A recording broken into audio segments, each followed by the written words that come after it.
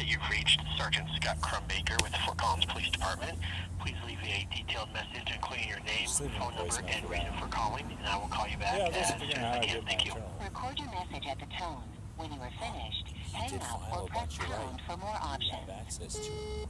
Hey, Crumbaker, it's William here, 970-825-421, 970-425-463. Sorry, I forgot to ask at the very end, but I'm still struggling to get my paperwork for the previous internal affairs complaints I alleged.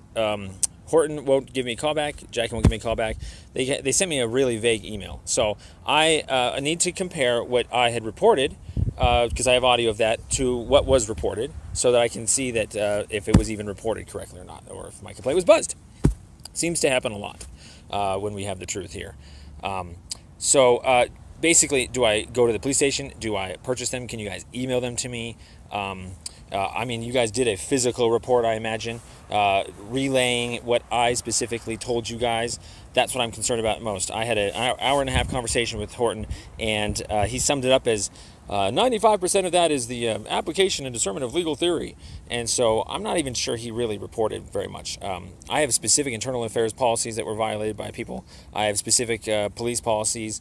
I'm willing to take a lie detector test for 160208 to compare what the police, Chernak, wrote into his police report that night. It says I can do that because I want him to take a lie detector test because they lied in that police report about what I had told them. I told them right of way. I told them 100-foot plat. You name it, Robinson Pearsall project. And they claimed in their police report, 160208, that it was Safeway that I was talking about. So that's a very big difference. Basically, it was a sting. I mentioned the heck out of public land and right of way and so forth because, I got the takedown notice from Rob Mosby and so forth. So there wasn't any controversy. And so I didn't show up just as a bumbling idiot. And that's what they defamed me and framed me as. If you actually read the police report, it looks like, they told me to not jump the fence before I started it. And then all of a sudden, they told me that now I need to show my ID inside. And I also mentioned everything. Yeah, my brother, David Montgomery, is also a witness. He was across the street. He was the one who provided the email. He mentioned everything as well. Right of way, 100-foot plat, Robinson Pearsall project, so forth. So the fact that police reporting wasn't done correctly according to your policies, like I said, I need to take a lie detector test against that.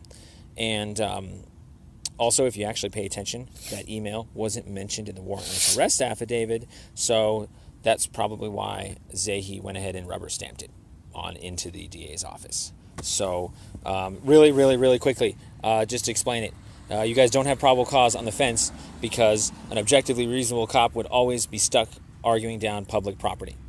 There's no, I thought it was private property.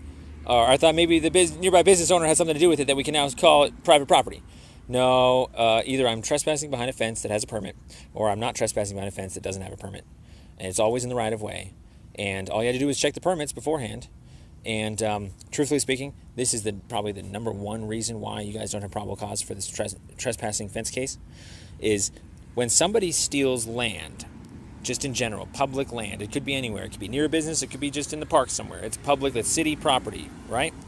When they steal that land, you guys obviously don't want to enforce that. You want to enforce the opposite of that. You want to have them remove that fence that's stealing that land. The last thing you want to do is enforce the stolen nature of that land. So here you guys are. You're literally doing the exact opposite of what you're supposed to be doing.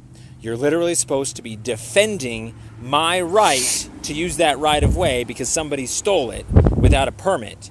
But instead, you claim there was no way that on earth that this blind side had you coming, or that you could have known that they had this permit because all you knew was just this nearby business of the area. This knowledge. So, knowledge of the area is what Horton said. That's got to be the vaguest thing we've ever heard. You guys fill in the blanks of the actual knowledge of the area, and you're going to be missing the 2384 knowledge, or the 1742 knowledge, or the minor amendment knowledge, or the plats knowledge, or maps, or just common sense. It didn't even have a no trespassing sign on it. Keep in mind, by the way, super important, there's a no loitering sign, please take action, that's still up there. That's probably helping to elude stupid people into continuing to think that that's private property. That sign needs to be removed. So I've talked to the city about that. They don't You know. are approaching the maximum length for a recording. Finish your recording after the tone. Anyways, it's a sting. It's a bogey. It's a turd in the punch bowl. Please, don't do anything about it. That was the whole point. Go down with the ship. Because the burden of proof is on you guys, not me. Thank you. Talk to you later. Bye. You have reached the maximum length for a recording. To send this message, press pound or hang up. Your message has been sent.